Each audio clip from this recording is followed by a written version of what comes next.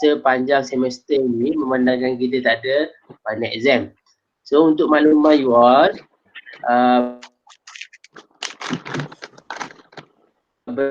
berdasarkan course info yang baru, saya melihat kat sini assessment tu dah yang mana menggantikan pertama menggantikan kita punya test, menggantikan kita punya final exam. So saya harap you all boleh bagi kerjasama untuk buat assessment tu. 3 tu tak banyak, memandangkan kita untuk semester ni kita ada lebih kurang 20 minggu kita bersama. Biasanya kita ada 14 minggu saja. Okey, jadi 20 minggu tu saya akan share juga dengan you all melalui untuk sepanjang minggu. Okey. So guideline saya untuk ambil nota-nota yang berkaitan 351, 381. Okey. Dan juga dekat situ ada drawing untuk assessment yang saya masukkan tadi. So drawings tu adalah sama untuk semua kita punya DQS 351 untuk mana-mana kelas, begitu juga dengan Sarawak, sama saja. Okey, sebab saya nak bagi standardize dia punya kesukaran dia tu. Okey. And then drawings yang saya dah upload adalah ada 4 kat situ. So assessment yang terlibat bagi masuk 3 assignment itu adalah assignment pertama demolition and alteration works. Okay, yang kedua adalah fencing and gate. Yang ketiga kalau saya tak silap road ataupun drainage. So dari masa ke masa insyaAllah saya akan update, akan finalkan elemen apa untuk kita nak jadikan apa sama ada road ataupun surface water drain. Okay, insyaAllah. Okay, so hari ni dah clear setakat tu. Dah you all clear benda tu. Yang mana kawan-kawan kita yang termiss dalam masa tempoh kita online ni dah keluar masuk tu, kalau ada termiss, insyaAllah saya akan upload kita punya sesi ni di YouTube supaya you all boleh recall balik apa yang telah kita belajar dalam minggu ni. Okay, so dalam kerja kita lihat dalam demolition and alteration work ni, dari segi method of construction dia, method of works, you all boleh lihat dalam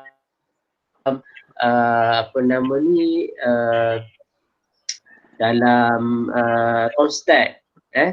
Okay, so kat sini dia bagi definition untuk demolition. Okay, dan untuk makluman demolition ni kalau kita merujuk kepada SMM2, okay, demolition ni kalau kita merujuk kepada SMM2 di section C tu, muka surat 14, muka surat 15, apa yang diberitahu adalah demolition ni kita akan measure by item. Tapi ada a few things yang you all kena tambah. Kita boleh rujuk pada SMM tu nanti. You all ada buat balik SMM 2 ke? Kalau tak ada nanti saya share soft copy. Ada. Ada. Okay, alhamdulillah. Ada. Tak ada cik. Tapi ada yang tak ada cik. Tak ada, nanti saya bagi soft copy PDF nanti kita tengok sikit-sikit. Okey, dalam SMM 2 section C dia beritahu general description C1 dan C2. So ada disediakan sini dia beritahu general description dan juga location yang mana kerja yang kita nak buat itu. Alright. Okay, seterusnya kita ada untuk alteration work. So alteration work pun sama, dia duduk di section C juga. Dia di sama-sama bahagian dengan demolition. Okay. So apa beza di antara demolition dengan alteration work? Okay, kalau kita lihat demolish ni kita kata nak merobohkan, meruntuhkan, nak nak buka satu structure ke kan. So alteration works ni dia lebih kepada pengubahsuaian, upgrading. Tapi sebelum kerja-kerja alteration works dilaksanakan, kita akan buat demolition dulu. Demolition ni dia tak semestinya kita meruntuhkan keseluruhan bangunan. Demolition tak semestinya kita runtuhkan semua bangunan. So, demolition ni kita boleh demolish secara sebahagian daripada komponen-komponen yang ada dalam bangunan. Contohnya dinding, punya doors ke, window ke, ataupun kita punya structure bahagian post ke kan. So itu antara dia punya scope bagi demolition dan juga alteration works. Okey, yang saya sediakan dalam drawings ni adalah dalam slide ni adalah drawings, tapi you all tak boleh nampak je dengan jelas lah apa. So antara perkara yang perlu diambil kira oleh seorang QS apabila kita prepare bills of quantity bagi kerja-kerja demolition, antara perkara yang perlu kita lihat adalah all material yang ada pada bangunan. Dia tak semestinya material yang kita kata tak boleh nak guna ataupun tak ada nilai.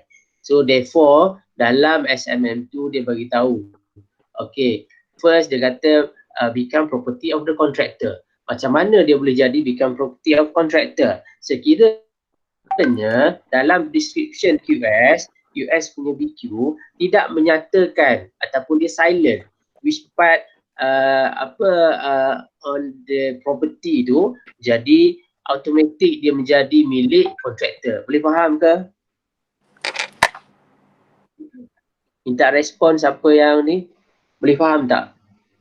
Sekali lagi cik, sekali lagi. Okay. Dia macam ni.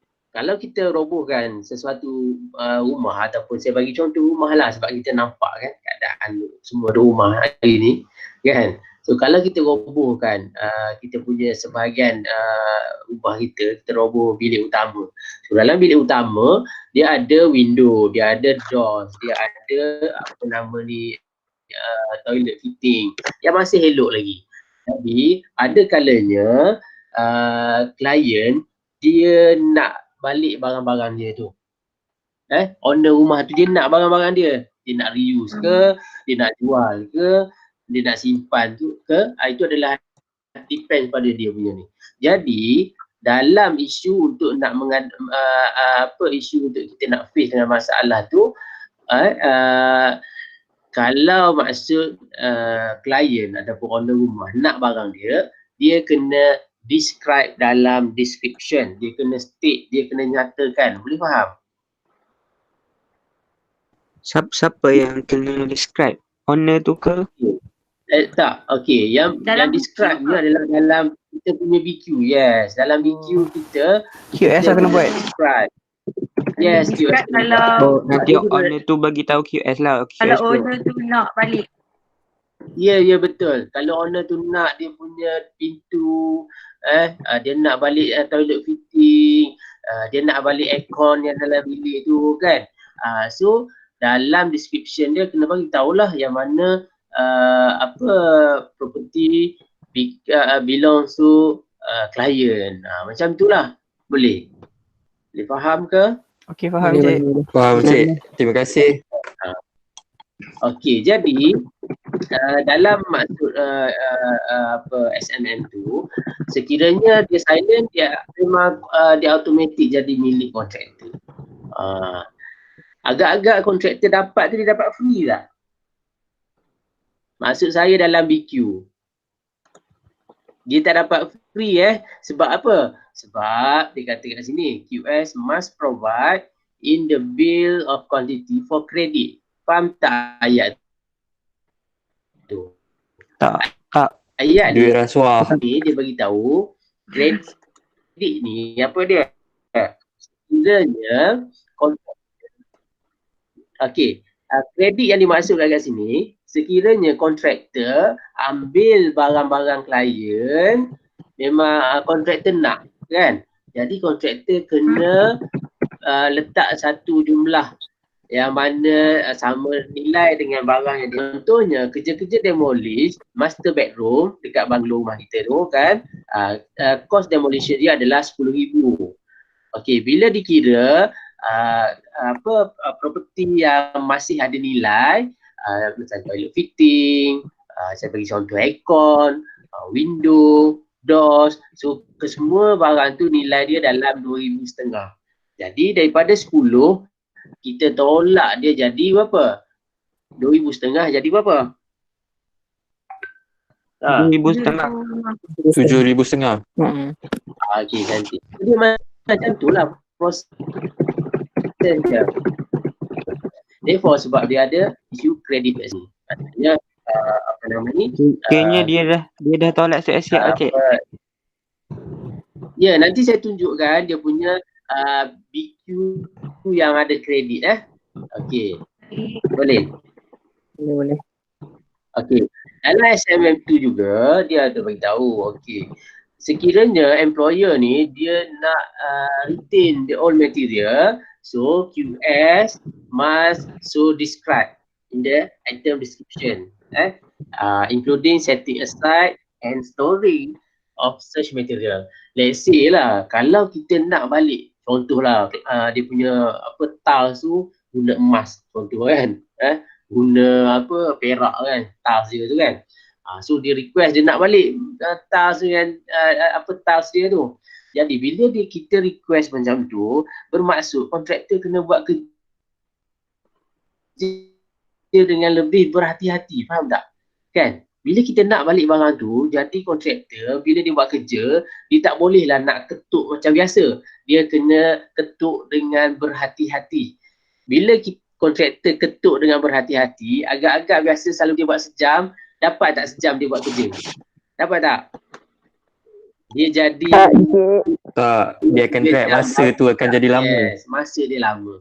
So bila masa dia lama, dia akan memberi kesan kepada labor cost. Bila labor cost dia tu meningkat, so harga untuk kerja-kerja untuk nak meroboh ataupun membuka item tu dia jadi lama. Dia jadi mahal lah. Itu reason dia kenapa kita perlu nyatakan item yang mana kita nak retain. Okay, boleh faham And then all material permitted to reuse. Okay, ni cerita nak reuse ni. Let's say lah dia punya sanitary ware tu masih lagi elok. So dia mention klien bagi tahu yang mana dia nak guna balik. Bila nak guna balik, tengok kalau contoh kat sini dia bagi tahu apa dia? Broken brick. Nak reuse for hardcore. So tak ada masalah lah. Okay lah. Kan? Tapi kena describe lah. Itu penting. Measurement ni dan juga prepare of bills of quantity kena betul description kita. Supaya kontraktor faham nak buat kerja, faham untuk nak pricing. Okay, boleh Boleh. Okay, dia ada lagi kat sini, dia beritahu method of disposal imposed by employer must be described in item description. Untuk kita kata nak dispose barang-barang kita kata debris ni on site ni, biasanya kita akan describe dalam description kita. Okay. Seterusnya kita lihat demolish individual structure. Okay, untuk demolish individual structure sebahagian. Boleh saya proceed Clear tak untuk slide yang pertama hingga ke-9 tu? Clear tak? Ya. Okay. Okay, thank you Okay. Seterusnya kita nak lihat untuk demolition. Demolish individual structure. Maksudnya dia kat sini dia nak fokus kepada sebahagian sahaja bangunan yang kita nak demolish. Okay, kita lihat measure as an item. Demolish ni tak kira lah kita nak demolish elemen doors ke, window ke, wall ke, floor finishes ke, ceiling ke, semua measure in item. Boleh? Biji bangunan tu kira item tak ke? Ya betul, kira-kira item. Sebiji bangunan pun kira item. Okey. Tu kalau kita sebiji bangunan, contohnya kita nak demolish rumah pengawal kan. Kita measure as item. Okey. Tapi dalam item description kita, kena ingat, setiap kali kita buat measurement, bagi unit item, ingat bagi unit item ni biasanya description dia panjang. Sebab apa? Bila kita bagi tahu dalam unit item, bermaksud kita punya description kena lengkap. Lengkap dari segi kena ada dia punya size of building, size of material apa yang terlibat, dia punya dimension, apa utilities yang ada. Itu dia. Boleh faham Okay. So kita kena state the dimension. So dimension dekat sini, okay, dimension yang dimaksudkan sini adalah dia punya size. Kalau kata kita nak robohkan dinding bata kita kan, dinding brick wall kita nak demolish untuk nak letak doors ke, sliding doors ke, nak letak window ke, nak buat opening ke. So kita kena bagi tahu dia punya dimension, size dia berapa kita nak ni. Nak bagi tahu kat mana? Bagi tahu dalam description. And then state the level or level to which the structure are to be demolished. Okay, so yang ini penting juga ni. Kenapa kita kena bagi tahu level ataupun location lah? Tujuannya berbalik kepada kos dan juga kaedah kerja. Boleh? Kos dan kaedah kerja. Bila kita kata level, sebab apa? Sebab kontraktor nak hantar barang, nak mobilize dia punya barang. Lepas itu bila melibatkan kerja demolition ni, dia nak kena nak debris, nak clear debris from the site. Let's say lah dia punya kedudukan dia tu tinggi ke, jauh daripada lift ke. So dia menyebabkan labor cost tu bertambah. Sebab yang ni saya banyak kali buat projek-projek renovation ni, antaranya Senai Airport, dia bangunan yang beroperasi. Lepas tu labor ataupun kontraktor tak boleh nak guna lift secara langsung. Maksudnya debris kena buat keluar daripada airport tu menggunakan tangga daripada tingkat atas dia 3 tingkat lebih kurang lah.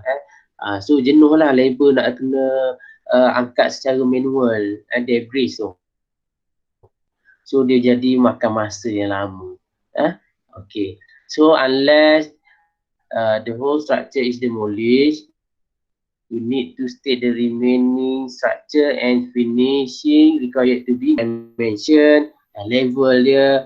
Satu lagi structure yang kita nak demolish ni, biasanya kita akan memberi kesan kepada kesan kepada existing structure tu rosak betul kan. Bila rosak, kita kena make good. Make good ni penting. Sebab apa? Sebab bila kontraktor buka kita punya doors ataupun window, of course kita punya wall akan ada kerosakan. Bila kerosakan, kontraktor kena baiki. Bila kontraktor kena baiki, dia mestilah menghargakan perkara tersebut dalam dia punya kadar harga. Dia faham? Boleh. Dia faham tak setakat ni?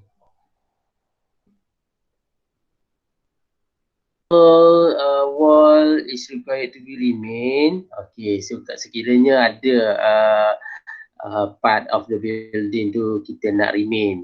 So bila nak remain, especially saya bagi contoh, kalau rumah kita guna load bearing wall kan, risau ni takut runtuh. Bila runtuh, nak elakkan daripada runtuh, kena ada temporary support lah. So temporary support ni shall be described in the item description. Okay, so ya betul. Ada kalanya kita buat shoring. Okay, kita nak lihat untuk work to existing structure kan. So antaranya kita item-item yang related dengan demolition and alteration works adalah removing fittings and fixtures, removing plumbing, engineering installation, sanitary appliances, removing finishes, removing covering. Lepas tu, ini dia punya terms-terms yang you all boleh pakai lah. Lepas tu kita ada cutting opening untuk brick wall, cutting back projection, cutting to reduce thickness. Okay, so ini adalah contoh BQ. Boleh, you all boleh nampak tak ni? Contoh BQ ni ada kolom credit value. Nampak. Nampak sir. Ada. Kita orang ada dapat note lah. Nampak Encik, nampak. Okay, terima kasih. Okay, so credit value ni saya bagi contoh kat sini. Kita kata demolish demolish existing door. Okay, overall size kita standard door kita bagilah times 900. Okay, kali dengan dia punya lintel. Oh, salah cik. Ini lintel and etc. Okay, and make good listing structure and clear away debris from site. Okay, Allah salah izin. Okay, so ini contoh kan, contoh kita demolish doors kan. So unit kita kata kat sini, unit kita ni lah measure as item. Okay, ada sedikit info saya nak tambah kat sini. Kalau let's say you all nak remove door, Allah nak responding pula. Okay, so let's say kalau you all nak remove door, you all kena bagi tahu in number. Okay, boleh? Boleh tak? Please respond, kita bagi tahu. Okay, boleh. Faham. Nak demolish door, overall size apa benda yang kita nak demolish. Berapa banyak door. Kita make good existing door. And then kita ada clear away debris from site. Berapa bilangan dia? Sebab apa kita kena mention berapa bilangan? Sebab unit of measurement dia adalah item. Kan? So quantity dia tak ada lah. Rate dia, let's say kalau kita tak mention berapa jumlah pintu, kontraktor akan masuk berapa? Dia kata okey RM50 lah. Kan? Padahal kita nak buat 5 biji pintu. Kan? So jadi harga kontraktor jadi tak munasabah lah. So bila nak buat kerja nanti tersangkut. Okay. So saya bagi contoh, kita nak overall ni cost untuk 5 pintu ni 500 contohnya. Rate dia Allahu Akbar. Terus masuk amount lah sebab lump sum kan. Item. Okay, terus 500. So saya bagi contoh credit value. Pintu tu kontraktor ambil. Okay, kontraktor nak 55. Kan? Jadi bila kontraktor ambil, takkan ambil free, betul tak? Benda tu boleh jual lagi, boleh guna lagi. Jadi kita pun, okay, credit value berapa? Kita katalah RM210. So 210 ni dia akan less dengan 2 ni. So kat bawah ni dia akan ada calculation dia. Itu bermakna harga kontraktor untuk kerja-kerja demolish ni adalah berapa? Dia letak 200 lah, senang nak kira. Kan? So harga dia jadi berapa? Jadi 300. Boleh? Boleh je, boleh. Boleh. Memang kena bagi juga je. Dia dah tulis siap-siap lah. Ya, kontraktor kena tulis siap-siap. Lagi satu kan, apa yang saya lihat ada setengah kontraktor dia tak faham konsep credit value tu. Jadi bila kita buat tender untuk projek-projek upgrading works ni, kadang-kadang credit value tu ada kalanya dia tak isi, dia tak tahu. Yang reality macam tu. Jadi therefore bila site visit, QS consultant bagilah briefing sikit. Kesian kat kontraktor. Kontraktor tu bukannya background QS, betul? Betul cik, Kan tak betul. semua Betul. background QS. Kan? So kita as a QS consulting kena beritahu lah supaya apa nama ni dia dapat info-info tu. Okay, so clear dekat sini. Okay, seterusnya kita nak lihat untuk contoh demolition structure ni. Ada gambar ni, diagram kat sini. Nampak description dia ada beritahu demolish existing office of raw size. Okay, 6 meters times 3 meter times 6 meter high, including external wall, floor slab, facade, external architecture features, any external light fittings, internal finishes, including ceiling, internal wall and floor finishes, and disposal of all construction waste and debris. Nampak tak? Very simple. Apa tu? Fasad tu apa? Fasad tu adalah kalau fasad ni kalau kata bangunan kita tu kalau dia ada macam cladding, aluminium cladding, ada louvers kat luar bangunan kita. You all pergi incorporate, perasan tak? Dekat incorporate kalau zaman dulu dia ada brick wall saja kat luar. Sekarang ni dia ada macam aluminium cladding ni kat luar. Dia macam cantik, dia cantikkan bangunan. Yes. Macam sama juga kebanyakan bangunan pejabat di KL, dia menggunakan fasad. Dia macam levers ke cik? Levers is part of fasad punya material lah. Tapi kalau nak bagi cantik dan kemas, kita boleh guna aluminium punya komposit. Yang petak-petak saiz dia 2 kaki kali 2 kaki. A few menara dekat KL guna benda tu. You belajar ekonomi dipanggil sebagai building envelope. Pernah dengar tak building envelope? Tak pernah cik, first time dengar. Setakat ni belum lagi lah. Setakat ni belum lagi. Tak apa, nanti lepas-lepas ni ada tu. Okay, saya sambung sikit lagi ini adalah contoh untuk nak demolish sebahagian daripada kita punya structure dalam bangunan kita lah. Ni contoh-contoh description ni you all boleh ambil untuk nak gunakan sebagai assignment you all lah. Sebagai contoh kat sini kan, pulling down existing one brick. Kat sini merah ni you all boleh adjust ni sama ada nak remove dia, cutting down ke kan. Dia beritahu kat sini pulling down existing one big thick brick wall. Thickness brick wall tu kena mention kan. Biasanya kita deal dengan half brick wall kan. Tiba-tiba kontraktor nak buat demolition, tengok ada one big thick. Jadi dia punya kerja jadi lama lah. Bila lama, cost lah. Labor cost kan. So begitu juga dia punya bonding dia. Kalau boleh bagi tahu. Tak bagi tahu pun tak apa. Flemish bond ke stretcher bond doesn't matter. Cuma dia punya bonding tu ada different arrangement of brick. Sometimes tu dia very difficult to remove lah. Kalau stretcher bond biasalah. Kalau yang jenis Flemish ke English bond ke kan, so dia susah sikit. Okay, so nampak tak kat sini dia bagi tahu ada 100 mm total area. Okay, boleh tak ni? Boleh. Alhamdulillah. Boleh. Kat sini door saya bagi tahu kan, you all kena bagi tahu approximate area. Very nice.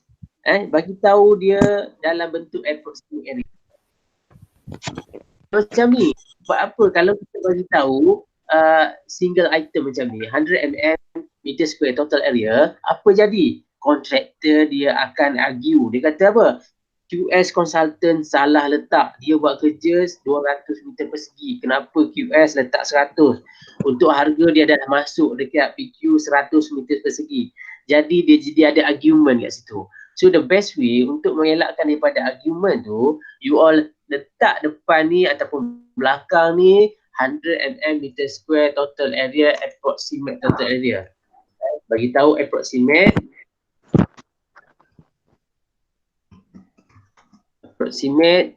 area. Beritahu approximate area. Jadi kontraktor, so dia tak boleh nak argue dah. Sebab apa? Kita kata approximate anggaran. Boleh faham tak? Ini realitinya berlaku Berlaku sebab apa? Sebab kontraktor dia nak claim variation order. Kan? Sebab apanya item unit of measurement adalah item. Boleh? Boleh. Boleh Encik, Boleh. boleh. Alhamdulillah. Boleh.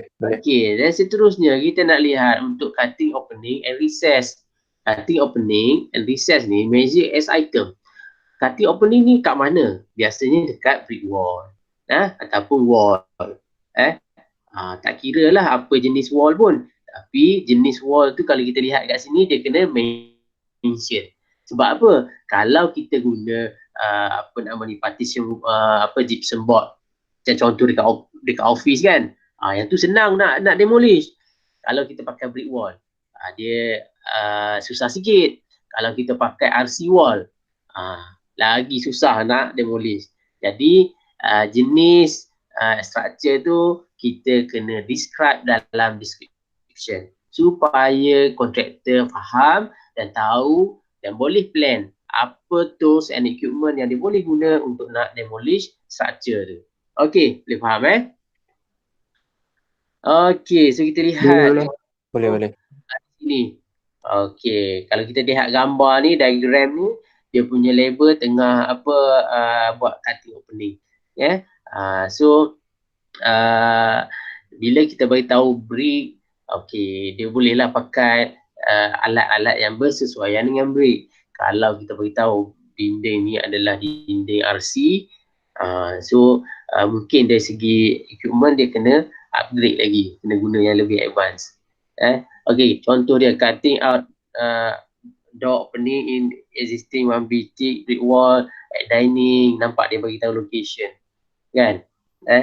Okay, berapa size yang kita nak buat, apa yang ada kat sini, kita nak masukkan apa, lintel. Of course bila ada doors kita kena ada space for lintel. Okay, and then ada antara perkara yang penting yang kita kena discuss di sini apa dia? Make good. Make good ni bila dia tepuk macam ni, of course yang bahagian tepi ni rosak kan. So dia kena trim balik. So untuk nak repair benda tu, kita kena kita nak repair benda tu, kita kena letak item make good supaya kontraktor, to be fair kepada kontraktor untuk nak repair nanti. Kalau tak dia claim as a VO. Okay, right. So removing and fitting and features. Okay, so saya ingat kita punya slide ni dah mencapai 20 slide dah ni kan. Boleh tak kalau saya nak stop dulu sebab tak boleh banyak-banyak kan. Sebab kita online ni takut kan Loss. Takut loss dalam kelas. Boleh. Saya boleh tidur kan. Untuk Bangun bangun. Dengar ya. Untuk memenuhi 3 jam kelas kita, saya nak you all pergi dekat island. Okay. Download drawings untuk demolition and alteration works. Okay. Study drawings. InsyaAllah next kelas nanti kita akan bincangkan kaedah untuk nak buat taking off, nak buat bills of quantity, and saya akan selit sedikit untuk cara kita untuk nak pricing the item tu. Boleh Encik. So kita pun dah nak habis kelas ni, pukul 11 habis dah kita kan. Cuma untuk nak tadilah masa saya cakap tadi, untuk nak mencukupi jumlah jam kita, please visit my YouTube channel and subscribe Okay. Boleh. Okay, dah sikit komen yang membina sikit. Okay. Right. So by the way, sehingga kini boleh faham ke apa yang saya sampaikan ni secara ikhlasnya? Faham. Jelas faham. Jelas Alhamdulillah. Terima kasih banyak. So saya menghargai all punya masa luangkan untuk pagi ni. So insyaAllah untuk video ni saya akan masukkan dekat YouTube kalau sempat hari ni insyaAllah. Rakan kita yang termiss keluar masuk tu nanti mungkin boleh view dekat YouTube lah. Untuk nak tambah ilmu you all, tengok juga dekat YouTube tu ada yang video-video saya dah buat video untuk record screen untuk demolition. You nak tengok bolehlah tengok lah. So far alhamdulillah, terima kasih banyak kerana luangkan masa. InsyaAllah kita jumpa lagi di hari dan waktu yang seperti mana dalam jadual insyaAllah. So jaga diri semua, stay at home, okay. Yang mana stay at home tu bantu-bantulah parents you all. Okay, itu sahaja pada saya. Assalamualaikum warahmatullahi taala wabarakatuh dan juga selamat Hari Raya. Assalamualaikum. Assalam. Terima kasih, Cik. Stay safe. Okay. Kita jaga kita. Tiba. Azmi. Apa ni? Azmi dah keluar tau. Oi. 21, 20, 20, Oi. 19. Keluar Amil. Aduh. Rekod ni. Rekod lagi tu. Sabar lu.